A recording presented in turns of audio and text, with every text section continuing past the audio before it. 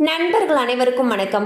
இன்னைக்கு நம்ம இந்த வீடியோல வங்கி வாடிக்கையாளர்களுக்கு மிக முக்கியமான புதிய தகவல் வெளியாகியுள்ளது. ஸோ அதை பத்தி தான் இப்ப நம்ம பார்க்க போறோம். உயிரிழந்த வாடிக்கையாளரின் வங்கி கணக்குகளை செட்டில் செய்வது தொடர்பாக வங்கிகளுக்கு ஆர்பிஐ புதிய உத்தரவை பிறப்பித்துள்ளது. உயிரிழந்த வாடிக்கையாளரின் டெபாசிட் லாக்கரில் உள்ள பொருட்களை கேட்டு குடும்பத்தினர் அல்லது நாமினிகள் விண்ணப்பிப்பது வழக்கம்.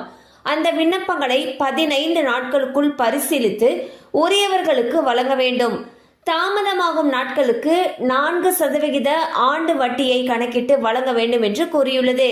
ஸோ பாத்தீங்கன்னா ஆர்பிஐ மிக முக்கியமான அப்டேட் ஒன்று வெளியிட்டிருக்காங்க. அதில் என்ன சொல்லியிருக்காங்கன்னா, இப்போ வங்கி வாடிக்கையாளர்கள் உயிரிழக்கிறாங்க அப்படிங்கிற பட்சத்தில் அவங்க பேரில் வங்கியில் இருக்கக்கூடிய டெபாசிட் அல்லது லாக்கரில் அவங்க ஏதாவது பொருட்கள் வச்சுருந்தாங்கன்னா அதை அவங்களுடைய குடும்பத்தினர் அல்லது நாமினிகள் கிட்ட ஒப்படைக்கணும் இல்லையா.